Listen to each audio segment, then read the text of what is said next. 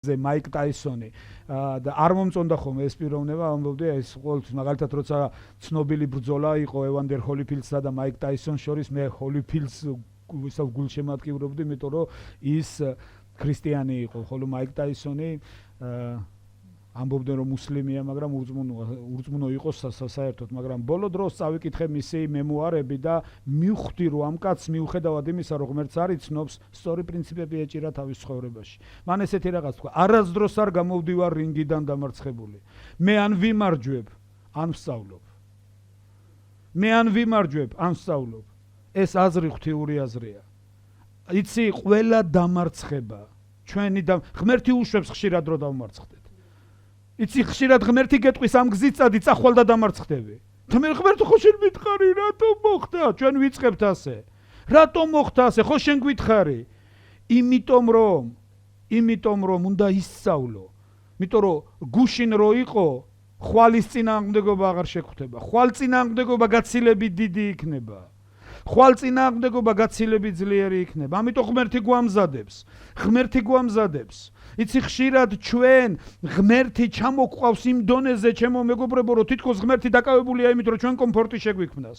ჩვენ კარგად უნდა ვიყო, ჩვენ ჯამთელად უნდა ვიყო, ჩვენ არაფერი უნდა გაგვიჭირდეს და თან არც გვინდა ჩვენი კომფორტის ზონიდან გამოვიდეთ. რა არის კომფორტის ზონა? კომფორტის ზონა მარტო ფუფუნება არ არის. კომფორტის ზონა ეს არის ადგილი, სადაც კარგად გრძნობ შენს თავს. კომფორტის ზონა ეს არის ადგილი, სადაც შენ იცი, უსაფრთხო ხარ, მოსვენებული ხარ, კარგად ხარ.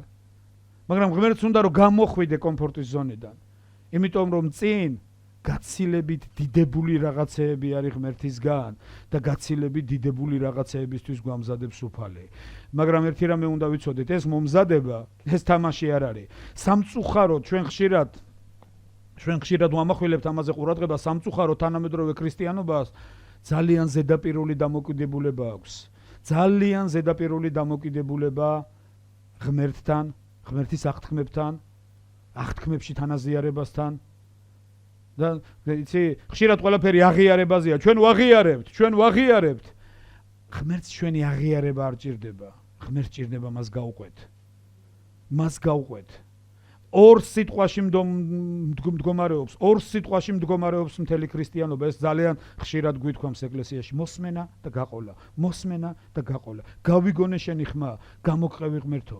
როგორც მოსე ლაპარაკობს მეორე რჯულის 26 თავის მე-12 მუხლი, იქ მიათედზია ლაპარაკი, მაგრამ ეს პრინციპია მთელი ჩვენი ცხოვრებისთვის. არავით არის არა მარტო მიათედი. იქ არის რომ ღმერთო ისე გავაკეთე, როგორც ნაბრძანები ქონდა ჩემთვის. შენი ბრძანების და მიხედვით გავიგონე შენი ხმა, არ დამვიწყია. ეს რას ნიშნავს, იცი? ნოემ გაიგონა ღმერთის ხმა და 120 წელი არ დაავიწყდა. ის სამ დღეში კი არ გაუკეთებია. ერთ თვეში კი არ გაუკეთებია ის საქმე. იმ საქმის გაკეთება, რაც ღმერთმა უთხრა, თან წარმოუდგენელი, არარეალური. 120 წელი არ დაავიწყდა. სულ ყურში ესმოდა, ესე ყურში მიწიოდაო. სულ ყურში ესმოდა ეს. რა უნდა გაეკეთებია, რატო უნდა გაეკეთებია, და თან ეს მაშინ, როცა არაფერი არ ლაპარაკობს შენსკენ. არც ერთი იოტის ოდენა რაღაცა არ ლაპარაკობს შენსკენ. გავიგონე შენი ხმა, არ გადამიხვევია შენი გზიდან. შენი ნაბრძანებისამებრ. ჩემო მეგობრებო, ეს არის ის კარგი გაგებით სიჯიუტე, რომელიც უნდა თანამედროვე ქრისტიანებს უნდა ახასიათებდეს. დღეს ჩვენ ცხოვრებაში, ჩვენს ირგვლივ, თანამედროვე ქრისტიანულ მენტალობაში ყველაფერი რაც მტკივნეულია, ყველაფერი რაც რთულია, ყველაფერი რაც ძნელია, ყველაფერი რაც ეს არ არის ღმერთისგან. მაგრამ მამები, ახალი აღთქმის ეპოქის მამები, ჩვენ შეგვიძლია ვილაპარაკოთ მოციქულებზე, მათ მოწაფეებზე. ისინი კი არ გაურბოდნენ სიძნელეებს, ისინი პირიქით სიძნელეებში მიდიოდნენ. დიდება უფალს. იმიტომ რომ იცოდნენ მათ, სად იყო უფალი და ამ სიძნელეების იქით რა ელოდებოდა მათ. მოსემ რა გააკეთა? მოდი ავიღოთ მე-11 თავი მოციქულ ისა ებრაელთა წერილისა, ხშირად წაიკითხეთ ხოლმე. მოსეზე წერია, რომ მოსემ დიდი სისულელე ჩაიდინა. ძალიან დიდი სისულელე თანამედროვე გადასახედიდან. იცით რომ ადამიანები ქრისტიანობაში მე არ ვლაპარაკობ ეკლესიის გარეთ. იცით რომ ადამიანები, მორწმუნეები არის ასეთი ადამიანები, ასამართლებენ სტეფანეს. ვერ გააჩერა ენა? ენას კბილი ვერ დააჭირა. სტეფანეს, რომელსაც ჰქონდა გავლილი რაბინების სკოლა, რომელიც პავლე მოციქულთან ერთად ისინი თანაკურსელები იყვნენ, მოდი ესე ვთქვათ. მთელი რაბინების სკოლა გაიარა. პავლემ ახალი აღთქმის 80% პავლემ დაწერა, ხო შეიძლებოდა სტეფანე ცოცხალი დარჩენილიყო. რამდენის გაკეთებას შეძლებდა სტეფანე ცოცხალი რო დარჩენილიყო. და იცით ამას ლაპარაკობენ, იცით არიან ადამიანები, რომ უნდა გამოიყენო იაკობის ცვიერება და გაჩუმდე. გადაირჩინე თავი, გაჩუმდე. სტეფანე სწორედ იმიტომ დაიბადა, რომ ის გაეკეთებია, რაც გააკეთა. დიდება უფალს. სამაგიეროდ ვერ ნახავთ ვერცეთ ადგილზე, ერთადერთი ადგილი წმინდა წერილი ამბობს, რომ ჩვენი უფალი ამაღლდა და დაჯდა მამის მარჯვნივ. სტეფანემ აღაპყრო თვალები და დაინახა იესო ქრისტემ მდგომი. ერთხელ ერთ ქადაგებას უსმენდი და მქადაგებელმა თქვა, რატომ მდგომი? ის ხო დაჯდა მამის მარჯვნივ, რატო იდგა? როცა სტეფანე იტანჯებოდა, ქრისტე ფეხზე იდგა, შუა მდგომლობდა, დიდება უფალს. ეს რას ნიშნავს? იცი, სტეფანე რაღაცა კი არ აიკვიატა, ენა კი ვერ გააჩერა, პირიქით მან ის გააკეთა, რაც უნდა გაეკეთებინა. მე ძალიან მომწონს ფილმი მამაცი გული. ძალიან მომწონს ეს ფილმი. მელ გიბსონის. და როცა უილიამ უოლასი უნდა მოკლან, სიკვდილით რო უნდა დასაჯონ. და დედოფალი რო ეხვეწება, ეუნება მოკლავინო შენ. მოკლე, სიკვდილით დაგჟიან. სიტყვები დაუკვირდით. ეს არის ქრისტიანის სიტყვები. და უნდა იცოდეს, ყველა კვდება, მერე რა? ყველა კვდება, ამ დედამიწაზე ყველა წავა აქედან. არავინ არ დარჩება აქ მარადეულად. წავიდნენ ჩემი მშობლები, წავალ მეც. ჩვენ ყველანი წავალთ. მნიშვნელობა იმას კი არა აქვს, როდის წახვალ, მნიშვნელობა იმას აქვს, როგორ წახვალ. აი ამას აქვს ძალიან დიდი მნიშვნელობა. ასე რომ ჩემო მეგობრებო, მე ძალიან მინდა ვიცოდეთ ერთი რაღაც, რომ ქრისტიანობა კიდევ ერთხელ ვამბობ, ორ სიტყვაში, მოსმენა და გაყოლა. კარგი იქნება თუ ამაში ვარჯიშს დავიწყებთ. კარგი იქნება თუ ვისწავლით და ვეთქვი, ღმერთო, მე მინდა გავიგონო შენი ხმა. ღმერთო, შესაწირავ, ისე მინდა გავაკეთო, როგორც შენ გნებავს. დღეს რამდენიმე თემას მინდა შევეხო. როცა თაყვანს ვცემდით ღმერთს და როცა უგალობდით ღმერთს, ერთი ამბავი, რომელიც რამდენჯერმე მოვყევი ეკლესიაში, ნამდვილი ამბავია ეს, უფალმა გამახსენა. და გრძნობდი, როგორც ბაბულია ამბობდა, ორმაგი მოწმობა იყო ჩემთვის. ორმაგი მოწმობა. რაც ბაბულიამ ვის ხელში ვარ ჩვენ. იცი, ხშირად ჩვენ გონია, რომ ყველაფერი ჩემზეა დამოკიდებული, ყველა ჩემს ფეთებაზეა დამოკიდებული, მე რომ ყველაფერს მოვპასუხო, ყველაფერს პასუხი და არა, ჩვენ უფლის ხელში ვართ. უფალმა იცის ყველაფერი, ის ზრუნავს ჩვენზე. ჩვენი ეკლესიის უფროსი პასტორი ლაპარაკობდა ეკლესიაში, ყველა თქვენი საზრუნავი მას დააკისრეთ, წერია. ვინა ის ზრუნავს თქვენზე. ჩვენ სხვანაირად გავიგეთ, ჩვენ უკუღმა გავიგეთ. ზარმაც ადამიანმა გაიგო ასე, ყველა ჩვენი საზრუნავები მას დავაკისრობს, ის ზრუნავს ჩვენს საზრუნავებზე. ის არ ზრუნავს ჩვენ საზრუნავებზე. ეს ტყუილია. ეს ჩვენი გაუკუღმართებული აზროვნების შედეგია. წმინდა წერილი ასე არ ამბობს, რომ ის ზრუნავს ჩვენ საზრუნავებზე. წმინდა წერილი ამბობს, ყველა ჩვენი საზრუნავი მას დავაკისრობს, ის ზრუნავს ჩვენზე. ის ზრუნავს ჩვენზე. საზრუნავით რო არის ჩვენ ცხოვრებაში, ესეც კი მისგან არის დაშვებული. ყველაფერი მისით და მისგან არის ჩვენ ცხოვრებაში. მინდო ის ზრუნავს ჩვენზე. მან იცის, რომ ამ საზრუნავებში მაშინ როცა პასუხი უნდა გასცე რაღაცას, მაშინ როცა უნდა აიღო პასუხისმგებლობა, მაშინ როცა უნდა უპასუხო, მაშინ როცა უნდა მოითმინო, მაშინ როცა უნდა პირიქით კი არ მოითმინო, პირიქით რეაგირება კონდეს, პოზიცია გამოხატო. მან იცის ეს ყველაფერი და მან იცის ამით რად გვაყალიბებს. ერთი მუხლი მინდა გაგახსენოთ. ეს არის მეორე ტიმოთეს მეორე თავი. მეორე მუხლიდან. მოდი გადავშალოთ წმინდა წერილი.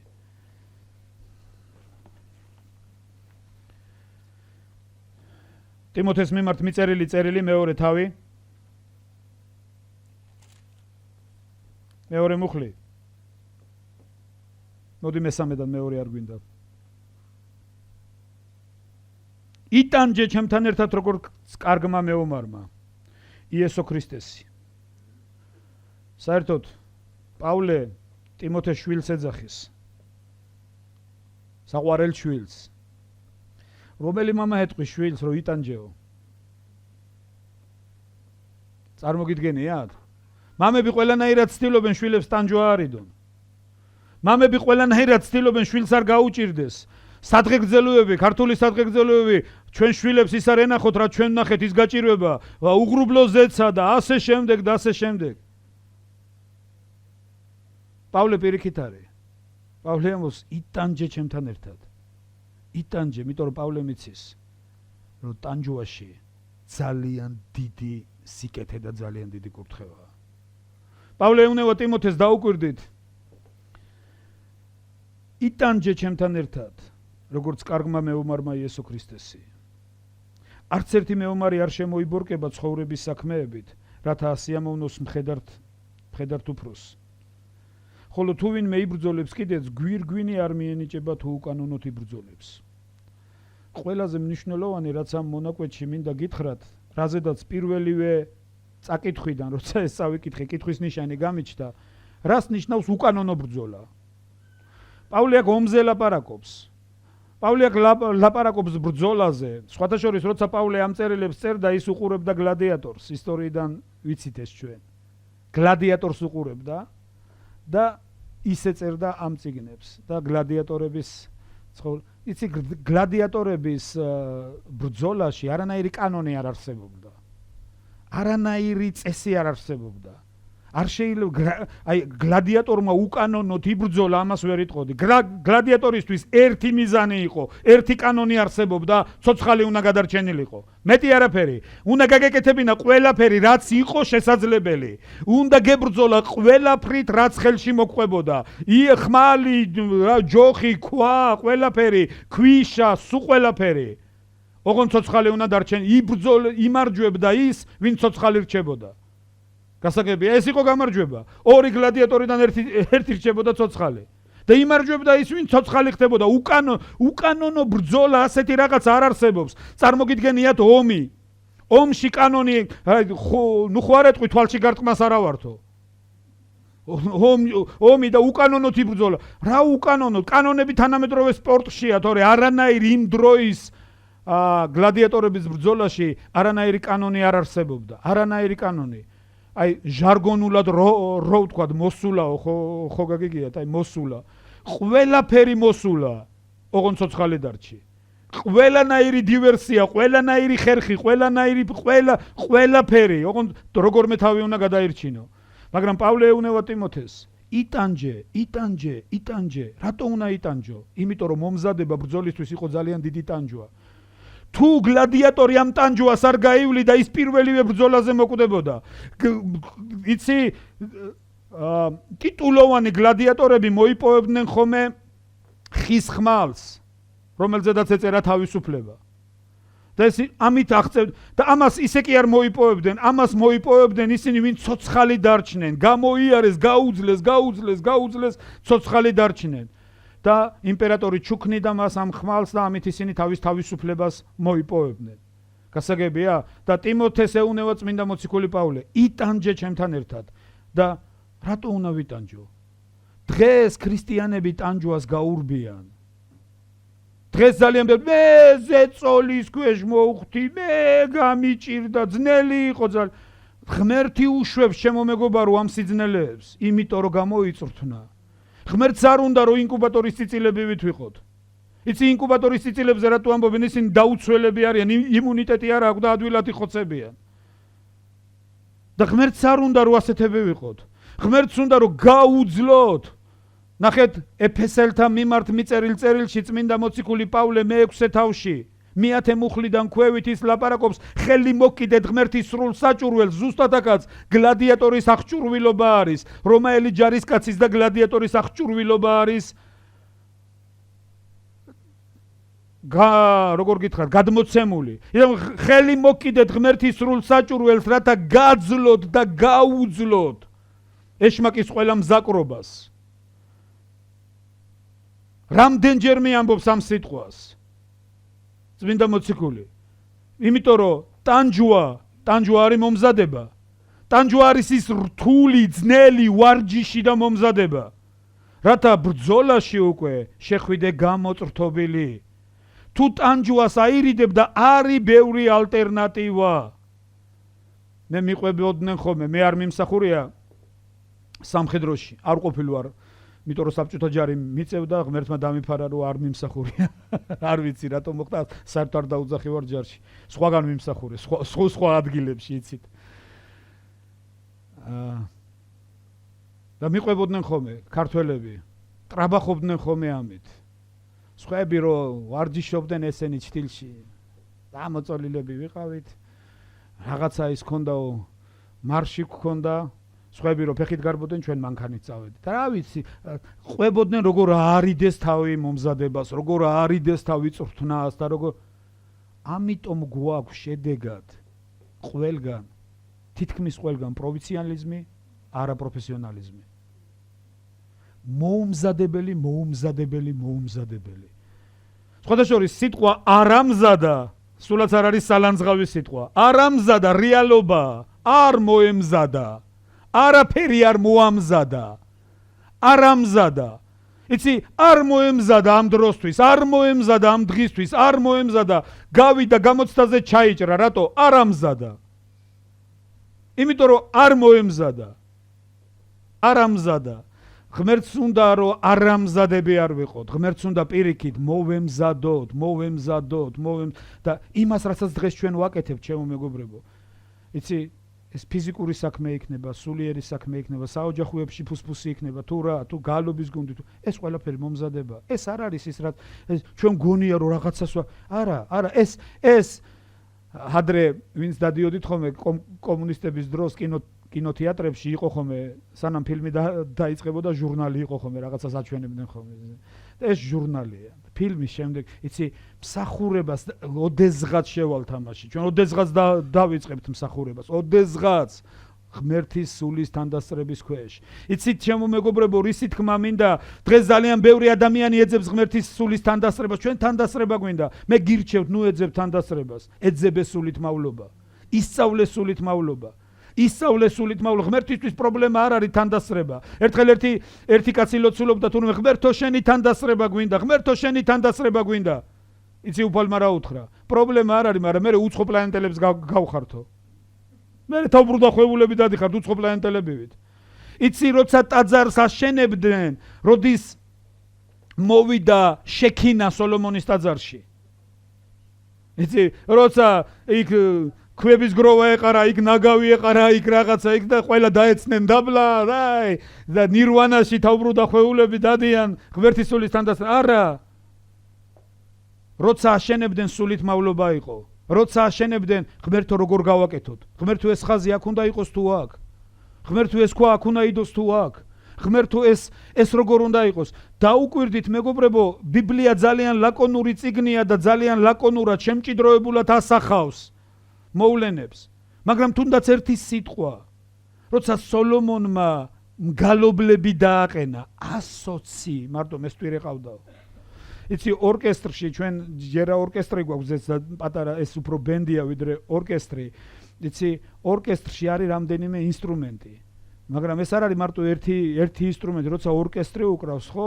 იქ რამდენიმე ინსტრუმენტია და სოლომონს 120 მარტო მესტვირე ყავდა. თუ იქ ალბათ მექნარეებიც იყვნენ, იქ ალბათ სიმბებიანი საკრავიც იყო, დასარტყამი ინსტრუმენტებიც იყო, რა ვიცი, ძალიან მრავალი ინსტრუმენტი 120 რომ მესტვირე ყავდა, ეს იმას ნიშნავს, რომ სხვები კიდე უფრო მეტი ყავდა და სულ ყველაფერი, აი სხვას რო თავი დაანებო. 120 მესტვირეს ხო მომზადება უნდოდა. ხო ვიღაცამ მოამზადა ეს ხალხი, ხო ვიღაცამ ამეცადინა, ხო ვიღაცამ ავარჯიშა რომ ერთნაირად დაეკრათ, ნოტი ერთნაირად დაეღოთ, სულიერი გრძნობა ქონოდათ, სხვათა შორის ერთი რამე იცოდეთ. იქ რომ ნოტების შეშლაზე კი არ არის, იცი ხშირად შეიძლება ყველაფერი სწორად დაუკრა, მაგრამ გამაღიზიანებელი იყოს ეს. ღმერთი, იცი არ თანდასწრება კი არა, პირიქით შეიძლება ყურები აგატკიოს. ძალიან დიდი მნიშვნელობა აქვს, რომ სულიერი ხალხი აკეთებდეს ამას, ღმერთის სულის, აი და გრძნობიარებლობა გქონდეთ ღმერთის სულის მიმართ და იცი როცა დაიწყეს ქებადიდება როცა თაყვანიცეს ღმერთს როცა მსხვერპლი შეწირეს შექინა რომელიც სულ ყოველთვის მოდიოდა ხოლმე წმიდათა წმიდაეში და მარტო ერთი ადამიანი ხედავდა ამას ეს იყო მღვდელმთავარი სხვა ვერავინ ვერ ხედავდა იმიტომ რომ სულ ყოველთვის შექინა მოდიოდა წმიდათა წმიდაეში შექინა რომელიც მოდიოდა წმიდათა წმიდაეში გამოვიდა იქიდან და მთელი სახლი კურთხევის ღრუბელმა ავსო მღვდლები დაბლა დაეცნენ მსახურება ვეღარ განაგრძეს ყველაფერი ღმერთმა წაიყვანა ადამიანური პროგრამები მოიშალა ყველაფერი ღმერთმა წაიყვანა ისე როგორც ღმერთი თვლიდა რომ ესე უნდა გაკეთებულიყო მაგრამ ეს იყო შედეგი იცი რისი იმ დიდი სულით მავლობის რაც აშენებამდე იყო როცა ეძებდნენ ღმერთს და უნდათ ღმერთო როგორ გავაკეთო ღმერთო რას მიბრძანებ რო გავაკეთო ჩემო მეგობრებო ერთი ლოცვა რომელსაც აქვს ძალიან კარგი შედეგი ესა რას მიბრძანებ რო გავაკეთო ოღონდ ძალიან ბევრი ვიცი ვინც ასე ლოცულობს მაგრამ პასუხი არ აქვს იცი რატომ ღმერთმა იცის ჩვენი გული ღმერთმა ძალიან კარგად იცის ამას ბაგეებით ლოცულობ თუ მართლა ასე გააკეთებ რას მიბრძანებ რო გავაკეთო და როცა შენი გეგმები გაქვს დაწყობილი ღმერთო რას მიბრძანებ რო გავაკეთო თუმცა მე ვფიქრობ რომ მე ასე უნდა გავაკეთო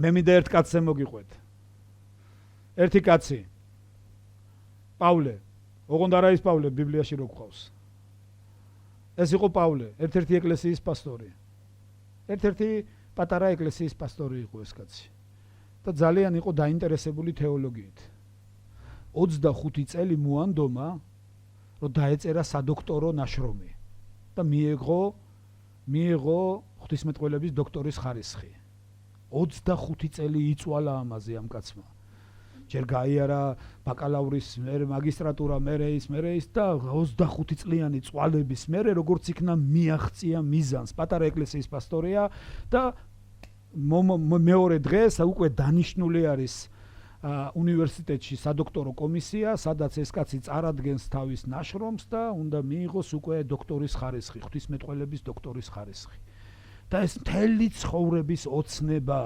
რისკენაც მთელი ცხოვრება მიდიოდა მიზან დასახულა დაამთავრა ერთი დაამთავრა მეორე ისწავლა მოემზადა და საღამოთი ლოცულობ ღმერთს უხდი მადლობას და ღმერთს ვეუბნები ღმერთო მადლობა რომ ეს გზა გამომატარე მადლობა რომ ასე რას მიბრძანებ ღმერთო რომ გავაკეთო და გავიგონე ხმაო პავლე მომეცი შენი ხარისხიო პავლე მომეცი შენი ხარისხი მუხლებზე დავეცი ბღავილი დავიწყე ღმერთო გევედრები ოღონდ ეს არა ოღონდ ავღანეთში წავალ აფრიკაში წავალ იქით წავალ კიდე პაკისტანში წავალ სადაც მეტყვი წავალ ოღონდ ეს არა ღმერთო ოღონდ ეს არა გევედრები ოღონდ ეს არა ღმერთ ჩემთვის არაფერი აღარ უთქვია დავიწყე თელი ღამე ვიტირე ვიბღალე ღმერთო გევედრები მეტი არაფერი აღარ გამიგო ერთადერთი რაც უფლისგან გავიგონე პავლე მომეც შენი ხარისხი დილაზე ასე თვალებ დასიებული ამდენი ლოცვისგან იმისგან ავდექი სხვანაირად არ შემეძლო დავრეკე უნივერსიტეტში და უთხარი მე კომისიაზე არ მოვალ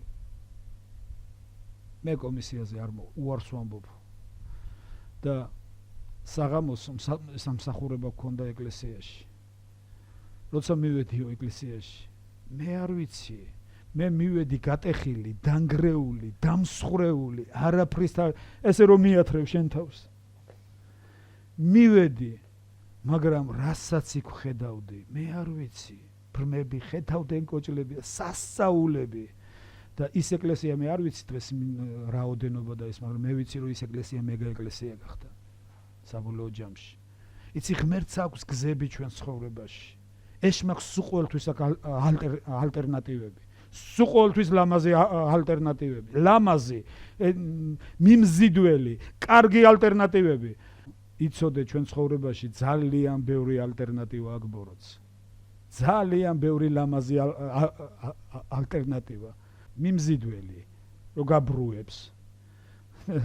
რაღაც ძალიან ესეთი მიმზიდველი ალტერნატივებია და თან ჩვენ შეგვიძლია ლოგიკურად ვიმსჯელოთ და ყველაფერი ეს ღმერთისთვის მინდა, ჩვენ ღმერთს უნდა ასე, მაგრამ მიხვდები, შენ გრძნობ აშკარად.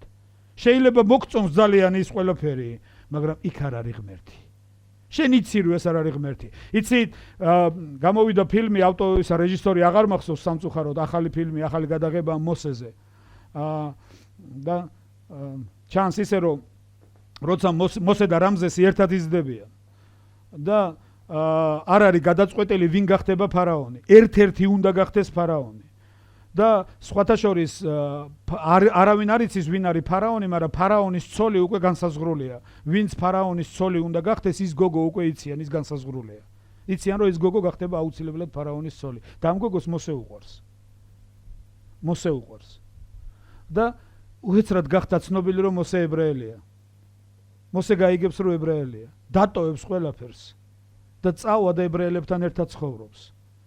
და ისინი ხო ალის და იმას ნამჯას აყრიდნენ ალის და ფეხებით ისა ზელდნენ და აგურებს ამზადებდნენ. მათთან ერთად დგას, მათნაირი ტანსაცმელი აწვია, გაიხადა ყველაფერი დატოვა. და მათთან ერთად დგას და ალის ზელავს და ეს გოგო მოვა დაცვით. მოვა ეს გოგო, ნუ რა საკეთებ? მე ჩემ ხალხთან უნდა ვიყო მოსეუნეო. მე ჩემ ხალხთან უნდა ვიყო. და ეუნეო გახდი ფარაონი, უფრო არ დაეხმარები შენ ხალხს. ნუ გააკეთებ ისე რომ სხვისი ცოლი გავხდეო.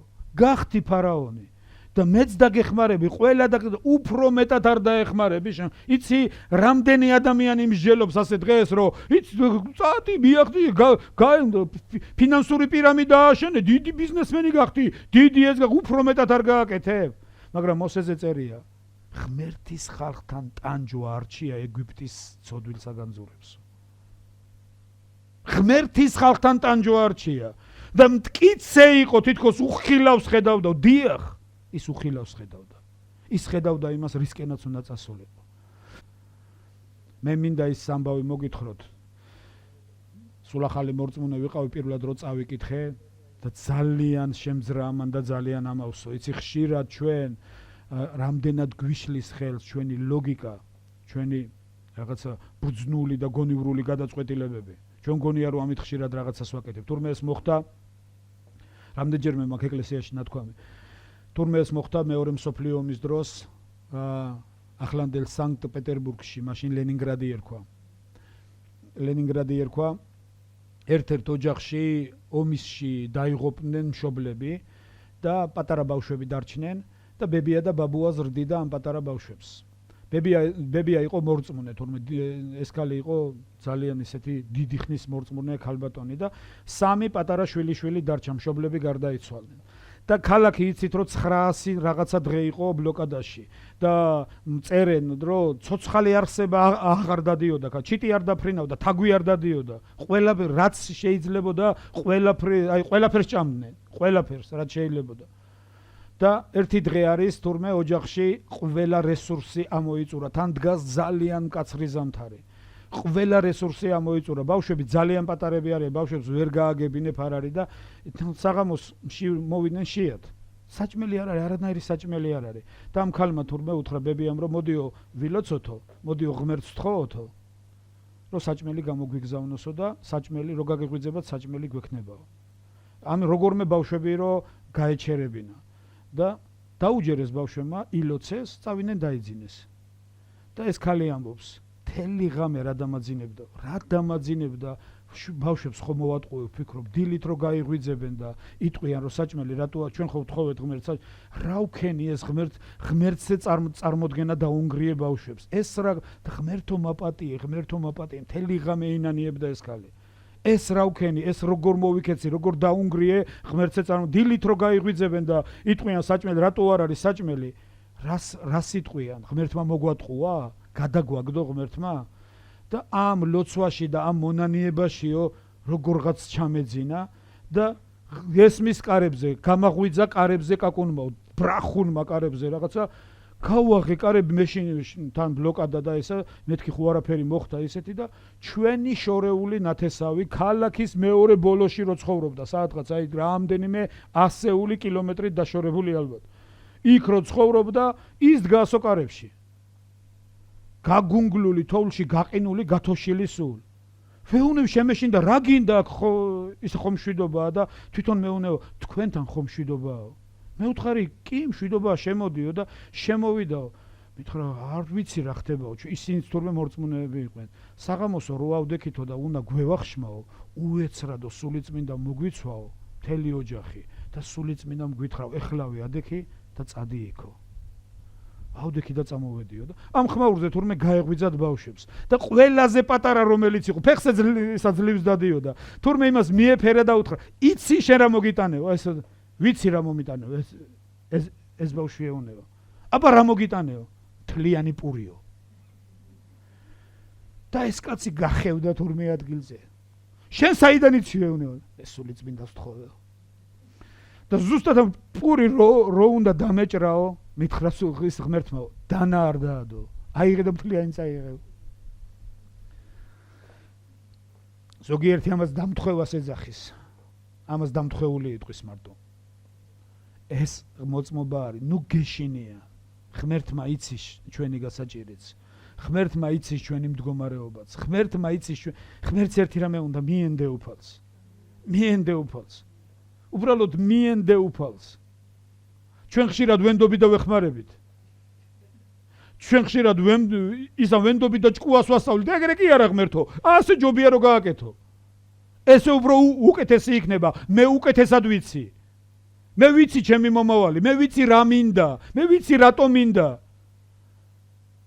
სამწუხაროდ მეგობრებო როგორი მიდგომებიც აგვაქვს ამ სფეროში იმ შედეგებს ვიმკით მე ხშირად მერე ბედნიერი აღარა ვარ, მერე ისი აღარ არის, მერე ესე აღარ არის, მე ასეთი არ მინდა, მე ესე არ მინდა, მე ისი არ მაწყობს, მე ასე ვგეგმავ. მოდი, მინდა მოგიწოდოთ ერთი რაღაცისკენ. პასტორმა ალექსეი ლიძიაევმა ესეთი პროექტი დაწერა რამდენიმე წლის წინ, მუსიკალური პროექტი. ამ პროექტს ერქვა მე მივდივარ ღმერთის სიღრმეებში. მოდი გავყვეთ უფალს. მოდი მოუხმოთ უფალს და ღმერთო შენ თუ გვეტყვი ჩვენ გამოყვებით ჩვენ გავაკეთებთ ძალიან დიდი მნიშვნელობა აქვს ამას ეს პირველი რასაც მინდოდა შევხებოდი ჩვენ ღმერთის ხელში ვართ მისი საყვარელი ქმნილებები ვართ მან შეგვიყვარა თავისი სისხლი თავისი ძეგა სწირა ჩვენთვის სისხლი დაღვარა ჩვენთვის და თქვენ როგორ გონიათ ღმერთი დღეს გულგრილად დააკვირდება და დაუშვებს რომ მის ხალხს მის ერს მხოლოდ ერთ შემთხვევაში დგას ღმერთი გვერდზე როცა შენ არ უსმენ და მიდიხარ მას არ შეუძლია შენინების გარეშე შენ ცხოვრებაში ჩაერიოს იცი ერთი წიგნი გვაქვს ჩვენ სადაც ესეთი ქვესათაური იყო მიეცი უფლება ღმერთს იყოს ღმერთი შენ ცხოვრებაში მე უნდა მივცე მას უფლება ღმერთი იყოს კი შენ ცხოვრებაში კი ის შეიძლება სამყაროს ღმერთია, გალაქტიკები მას ემორჩილებიან, მაგრამ შენ ცხოვრებაში თუ შენ არ მისცემ უფლებას, ის იდგება კართან და აკაკუნებს. ის იდგება კართან და აკაკუნებს. ის არ შემოამტრევს კარებს. ასე რომ ერთი რაღაცა არის, ჩემო მეგობრებო, მოდი ვისწავლოთ, მივენდოთ უფალს, გავყვეთ უფალს, მოусმინოთ უფალს. მოდი ვიმსახუროთ, იცი როგორ? ღმერთმა მითხრა და ვაკეთებ. ღმერთმა მითხრა და ვაკეთებ. დაგვავალე მე კი არ დაგავალებ დაივალე იცი როდის დაგავალებ როცა დაივალებ იცი როდის აქ ფასი არა იმას მე რატო არ გააკეთე და მოდი გაგეკეთებია და ასე იცი დავითი ამბობს ღმერთმა ერთხელ მითხრა მე ორჯერ გავიგონე დავით ეხოსავით ესმოდა ღმერთის ხმა დიდება უფალს ასე რომ ჩემო მეგობრებო ეს პირველი რაზედაც მინდა თქვენი ყურადღება გამომახვილებია დღეს. დღეს ახლა მინდა მეორე საკითხი შევეხო, რაც არის ძალიან მნიშვნელოვანი. მე ვილაპარაკე დღეს მომენტზე, როცა ღმერთი ანგრევს ღმერთი შლის ადამიანურ პროგრამებს, მაგრამ ეს იმას არ ნიშნავს, რომ ჩვენ პროგრამა არ გვჭირდება. ეს ამას არ ნიშნავს. ჩვენ აუცილებლად გვჭირდება. თუ გახსოვთ ერთ მომენტს გაგახსენებთ. ეს არის გამოსვლის მე-18 თავი. გამოსვლის მე-18 თავი, სადაც ითრო ჩამოვიდა, მოსეს სიმამრი ჩამოვიდა მოსეს მოსანახულებლად. შვილები წამოუყვანა და ჩამოვიდა მოსესთან, რომ მოსე ენახა. იცოდა, რომ მოსე ჩართულია ძალიან დიდ მისიაში. ისრაელი ერი უნდა გამოიყვანოს ეგვიპტის მონობიდან.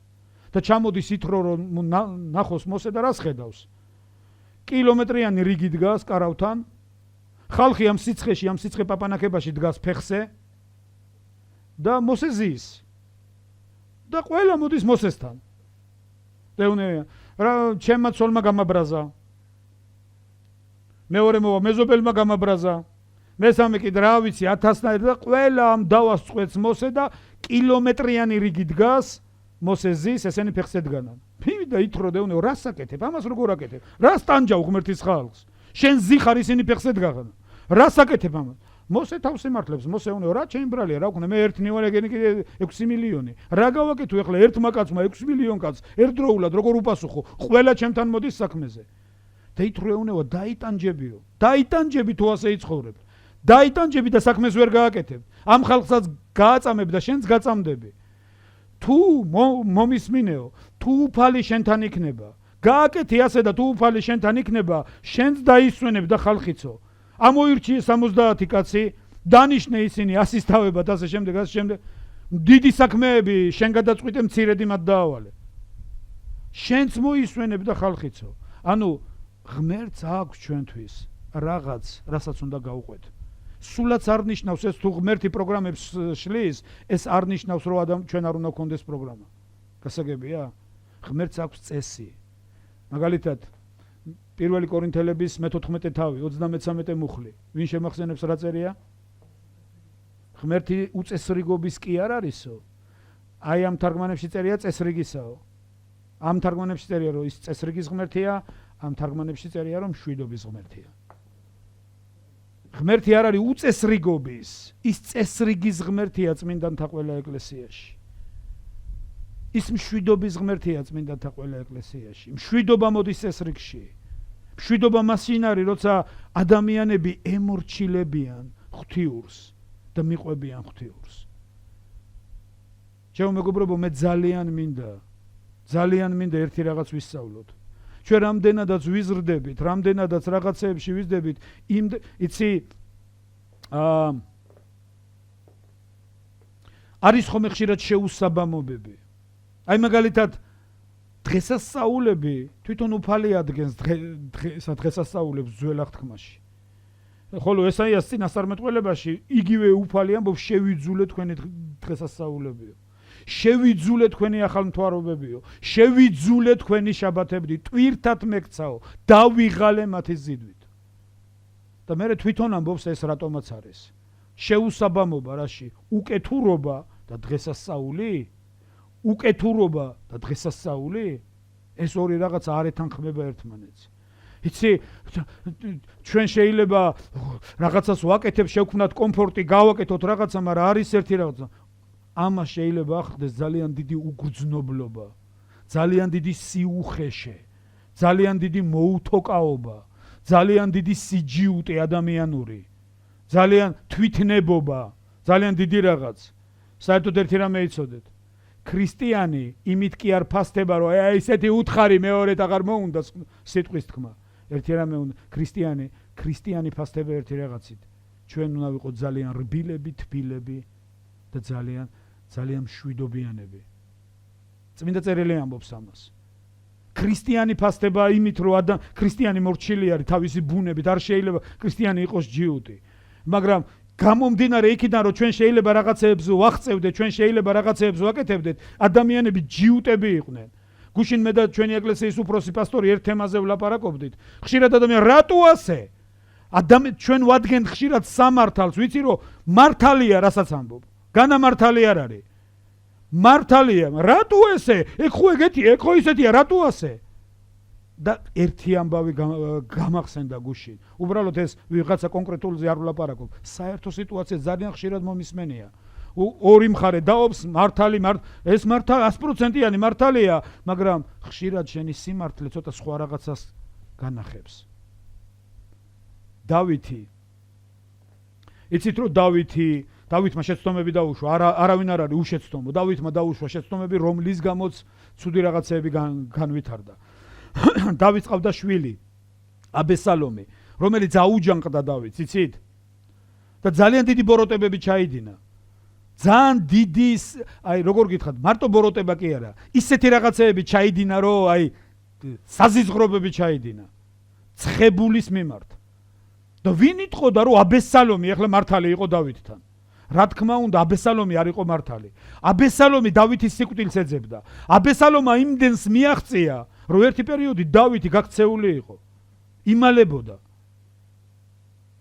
მაგრამ ღმერთმა შეატრიალა ყველაფერი და ბოლო ბრძოლა არის დავითმა იცის რომ აბესალომი დამარცხდება დავითმა იცის სულიწმინდა მოთხრა ღმერთმა უთხრა რომ აბესალომი დამარცხდება გამოვიდა გენერლებს შეხვდა და ეხვეწება მე ვიცი რომ ხელში ნუ ჩაგვაგდებინებს ღმერთი ჩვენს მტრეებს მაგრამ გთხოვთ აბესალომი ცოცხალი დატოვეთო აბესალომი ცოცხალი მომიყვანეთ გთხოვთ ამას არიან ადამიანები რომლებიც რატომ იცი ეს ვინ იყო დავითის ერთ-ერთი გენერალი ძლევამოსილი გენერალი იოაბი რომელიც თვლიდა რომ დავით შეეშალა დავითმა სისუსტე გამოიჩინა რატო რისი გულისთვის და მართლაც ხდება ისე მე ახლა უბრალოდ გიყვებით ესო წავიკითხოთ მთელ მსახურებას დავკარგავთ ხდება ისე განვითარდა ბრძოლა ისე რომ აბესალომი დამარცხდა გარბის ცხენით და გაიჭედა ხის ტოტებში თმებით გახსოვთ იმას დიდი თმები ჰქონდა და ამ ტოტებში გაიჭედა თმებით ცხენი გამოეცალა ფეხებიდან და დარჩა ჩამოკიდებული ხეზე და მიადგა იოაბი მივიდა ხო შეეძლო მაგრა ეცემა შეეკოჭა გაებორკა ისა ხელფეხი და წაეყვანა დავითთან და მიეყვანა როგორ არა აიღო შუბი და მოკლა მითო რომ ჩათვალა რომ დავითს ეშლება ჩათვალა რომ დავით რატო იცი რამდენი რატო ესე ხო ეგრეა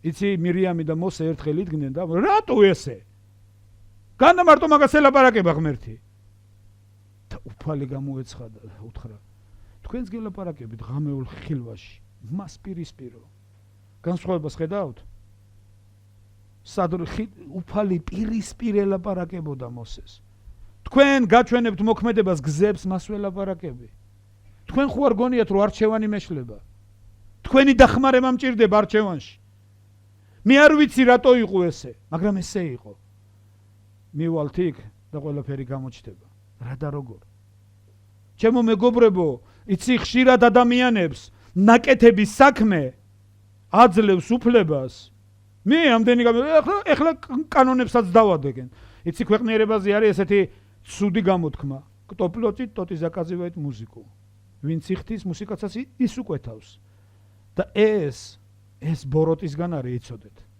ეს ბოროტისგან არის მუსიკის დამკვეთიც და ყველაფერი ღმერთია ერთხელ ერთმა პასტორმა თქვა ჩვენი მეგობარი გერმანიიდან ვიქტორი და საუბრობ და თქვა ღმერთი არანაირ როლს არ თამაშობს ჩემ ცხოვრებაში უკომიკვირდა მეთქი რას ლაპარაკობს კიდე გაიმეორა კიდევ ამბობო ღმერთი არანაირ როლს არ თამაშობს ჩემ ცხოვრებაში როგორ ღმერთი არანაირ როლს არ თამაშობს ჩემ ცხოვრებაში ის რეჟისორია როლებს ჩვენ თამაშობთ ის ადგენს ის მართავს ყველაფერს ის როლს არ თამაშობს ის რეჟისორია ის ყველაფრის ავტორია და მას თუ იმის მართლობაში შეხვალ თუ ეთქვი ღმერთო როგორ გავაკეთო როგორ მეტყვი ღმერთო შენ როგორ შენ მეტყვი ჩემო მეგობრებო ძალიან მინდა ერთი რამე გავიგოთ და მინდა მოგიწოდოთ ყველას დღეს შემთხვევით არ ვილაპარაკეთ ჩვენ თაყვანისცემაზე თაყვანისცემა არის ის ცენტრალური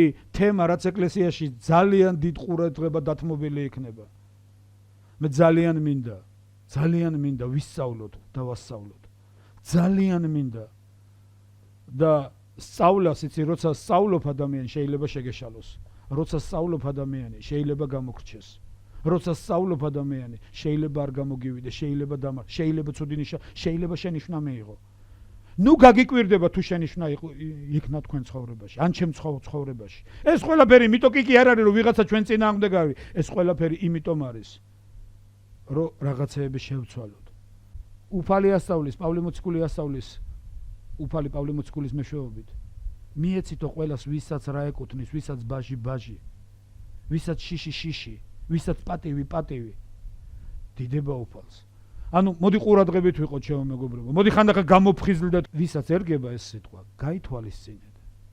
გაითვალისწინეთ. ეს არის მინიშნება, შეხსენება, გამოფხიზლება. ძალიან მნიშვნელოვანია. მოდი ყურადღებით ვიყოთ ჩემო მეგობრებო. ჩვენ ყოვლის შემძლე ღვთის წინაშე ვდგევართ ამ წვრილმანებს ძალიან დიდი მნიშვნელობა აქვს. ძალიან დიდი მნიშვნელობა. იმიტომ რომ ესენი მიუთითებს ჩვენი თაყვანისცემის ხარისხზე. შეგიძლიათ წამოდგეთ ჩემთან ერთად.